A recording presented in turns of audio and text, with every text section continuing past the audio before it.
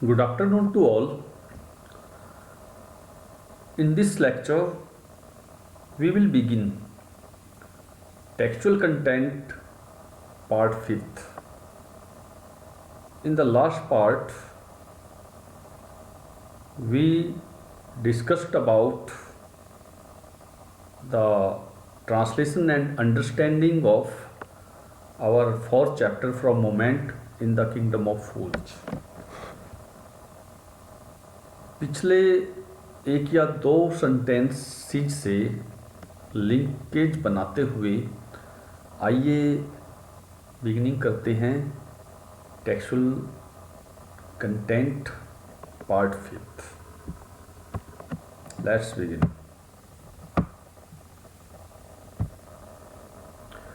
Which has now fallen on an innocent man and killed him. जो दीवार इस निर्दोष व्यक्ति पे गिर गई है और उसे मार डाला है. Can you name him? क्या तुम उसका नाम बतला सकते हो? यहाँ तक हमने ट्रांसलेशन और अंडरस्टैंडिंग ली थी. नेक्स्ट सेंटेंस से हम अपने 5th पार्ट का बिगिनिंग करते हैं. Let's see. The goldsmith named the merchant and he was none other than the original owner of the house whose wall had fallen. उस सुनार ने व्यापारी का नाम बतला दिया, मर्चेंट का नाम रख दिया और वह व्यक्ति उस घर के वास्तविक मालिक की अपेक्षा कोई दूसरा नहीं था जिस घर की दीवार गिर गई थी. Had fallen, had plus verb की थर्ड फॉर्म. यहाँ आप आइडेंटिफाई कर सकते हो यह पास्ट परफेक्ट टेंस है. मैं यहाँ मार्क कर देता हूँ हैड फॉलन. यह कौन सा टेंस है? Past perfect. PAST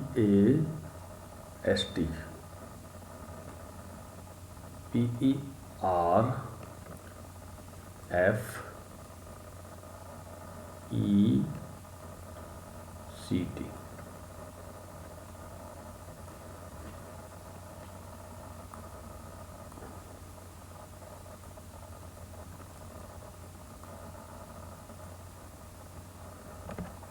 Now justice had come full circle, thought the king. राजा सोचने लगा व्यापारी के पास वापस लौटते हुए, अब न्याय फुल सर्कल पे आ चुका है. राजा ने सोचा था न्याय अपने पूरे चक्कर पे है. When he was rudely summoned back to the court, he arrived crying, "It was not me but my father who ordered the jewelry. He is dead. I am innocent."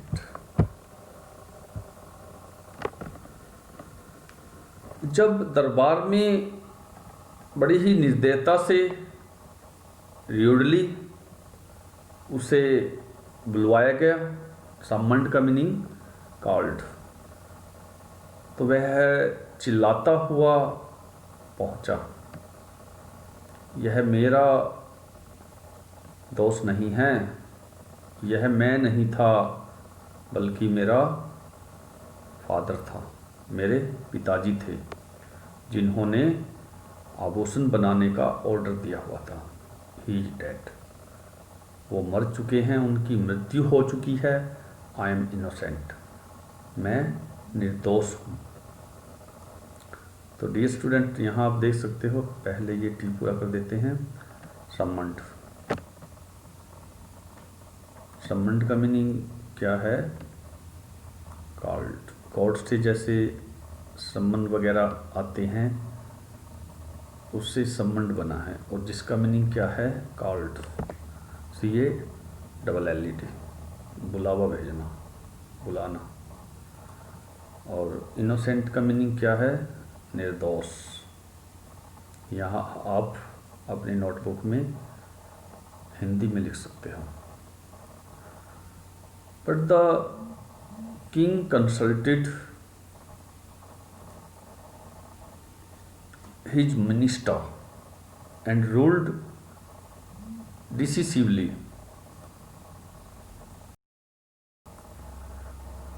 It is true your father is the true murderer.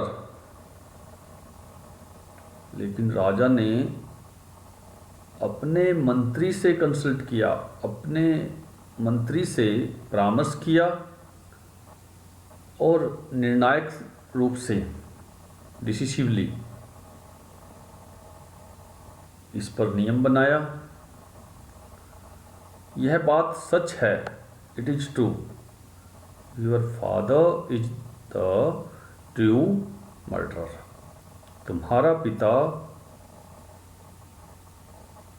वास्तव में हत्यारा है। He is dead but somebody must be punished in his place. वह मर चुका है, लेकिन किसी को तो उसकी जगह सजा मिलनी चाहिए। You have inherited everything from that criminal father of yours, his riches as well as his sins। उस अपराधी पिता से, अपने क्रिमिनल फादर से तुम्हें हर चीज़ विरासत में मिली है। इनहेरिटेड क्या है? गॉट फ्रॉम इनहेरिटेंस, मीन्स विरासत में। उसकी संपत्ति, रिचीज, इसके साथ साथ उसके पाप पुण्य सब के सब तुम्हें विरासत में मिले हैं।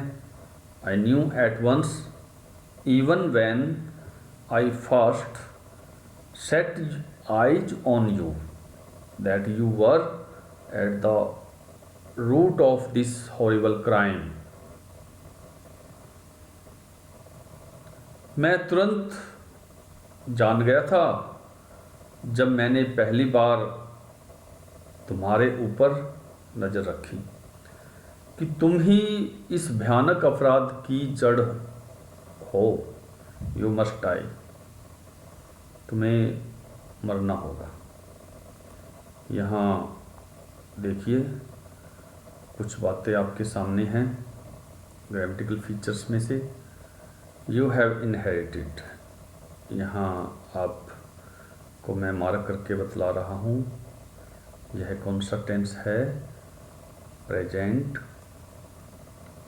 परफेक्ट, हैव प्लस वर्ब की थर्ड फॉर्म।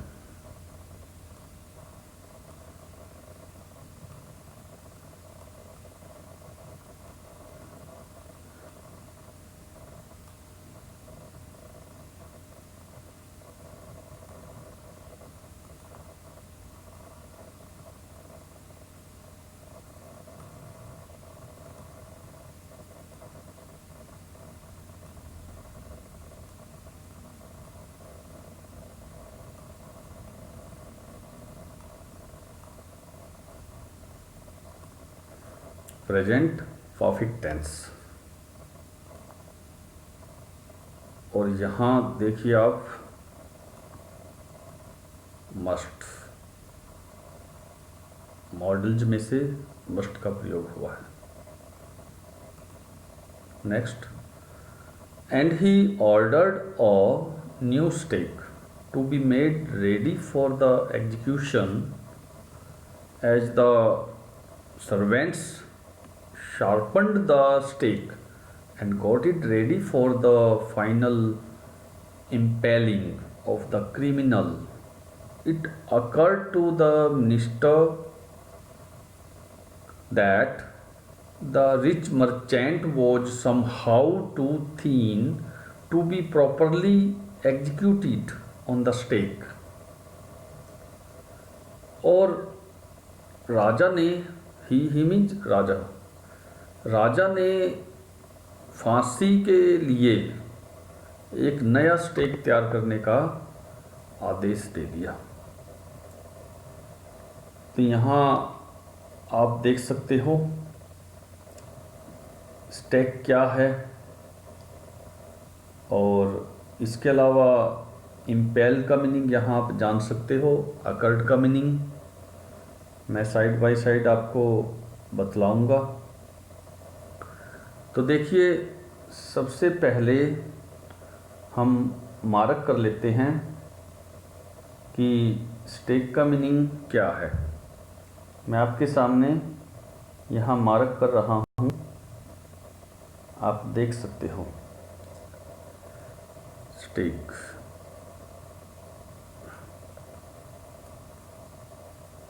स्टेक क्या है? A piece of would,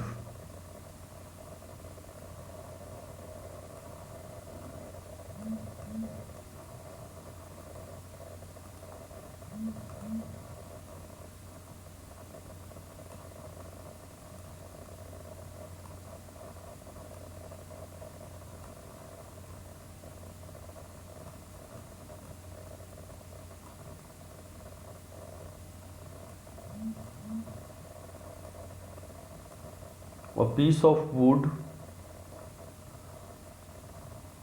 usually long and USUOLLY,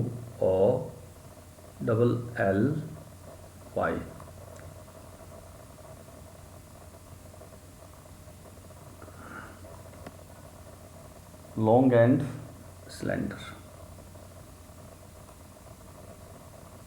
long and slender. Slender का मीनिंग स्लिम, पतला, लॉन्ग लंबा, जैसे कि आपने मूवीज में देखा होगा डियर फॉलोअर्स, शायद आपने शहीद मूवीज देखी होगी, शहीद भगत सिंह, उसमें स्टेक को दिखलाया जाता है जैसे एक लकड़ी का टुकड़ा, आमतौर पे लंबा और पतला, जो एग्जीक्यूशन के लिए, फांसी देने के लिए यूज किया जाता है।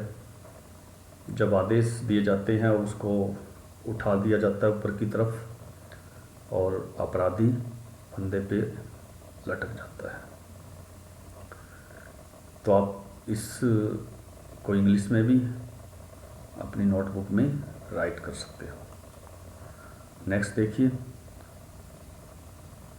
as the servants sharpened the stake and got it ready for the final impaling of the criminal, जैसे ही नौकरों ने उस स्टेक को तीखा किया और अपराधी की फाइनल इम्पेलिंग के लिए तैयार कर दिया, it occurred means exist to the minister that the rich merchant was some how too thin to be properly executed on the stake।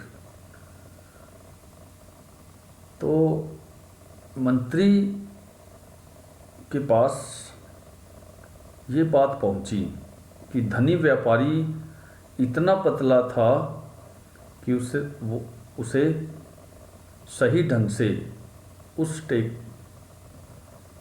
में फिट नहीं किया जाना था, वह सही तौर पे प्रॉपरली उसकी पैमाइश का नहीं था। तो यहाँ मैं आपको इम्पेलिंग का मीनिंग बतला रहा हूँ, जो इम्पेल से बना है, pertaining to impale.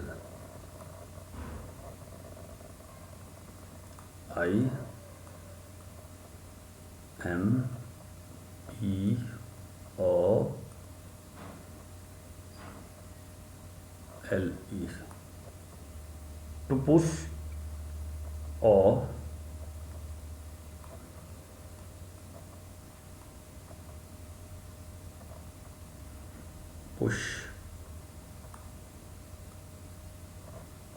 or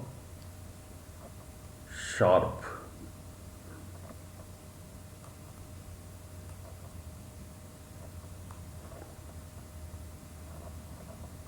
pointed,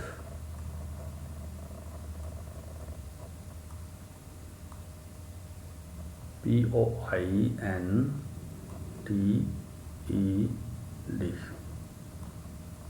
object.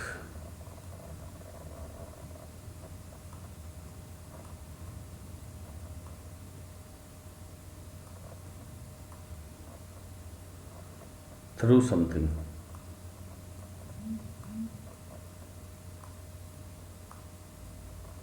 THROUGH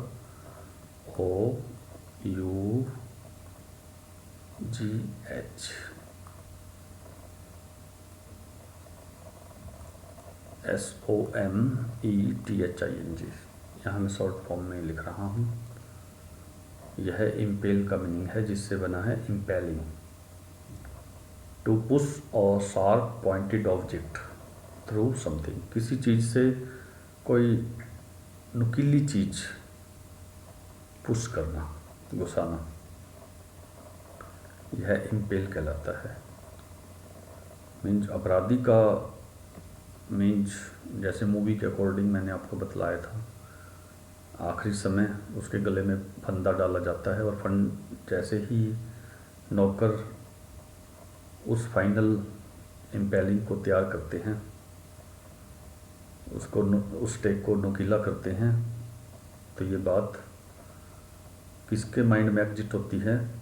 ये एग्जिट होती है मंत्री के, कि धनी व्यापारी किसी तरह से somehow means in a way that is not known or certain, इस तरह से कि वो निश्चित नहीं मानी जाती, सही तरह से फिट नहीं बैठती।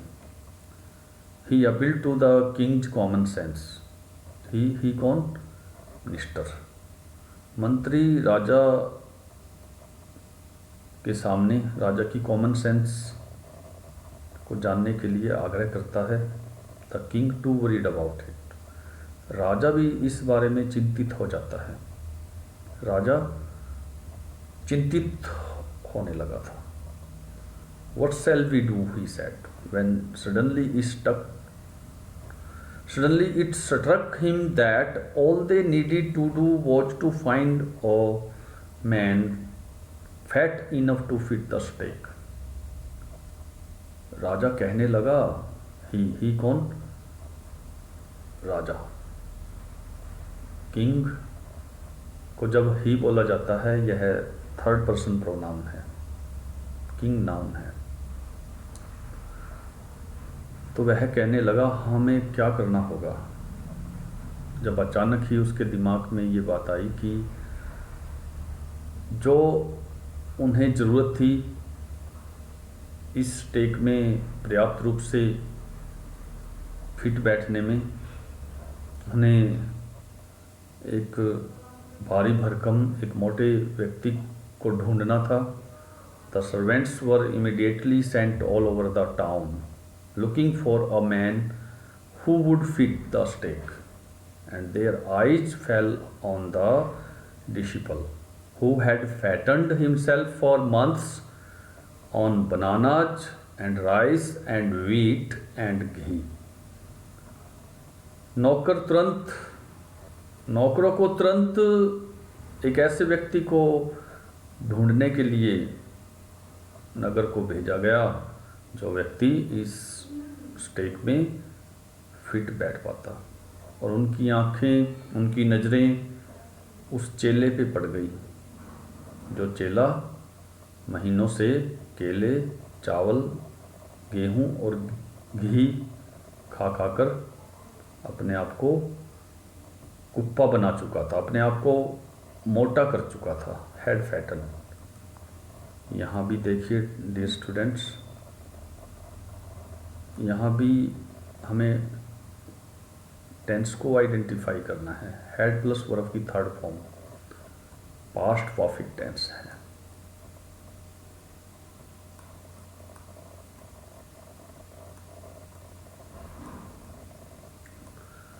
आप डेली रूटीन में भी इसको यूज कर सकते हो और स्पोकन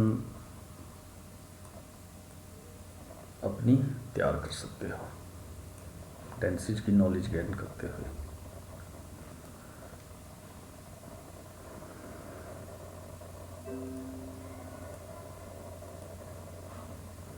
सो dear students, dear followers, textual content part 5 हम यहीं फिनिश करते हैं। If you like my efforts which is in depth, subscribe this channel, like and put your queries in comment box. I will definitely give your responses, give my responses for your queries. Thanks to all.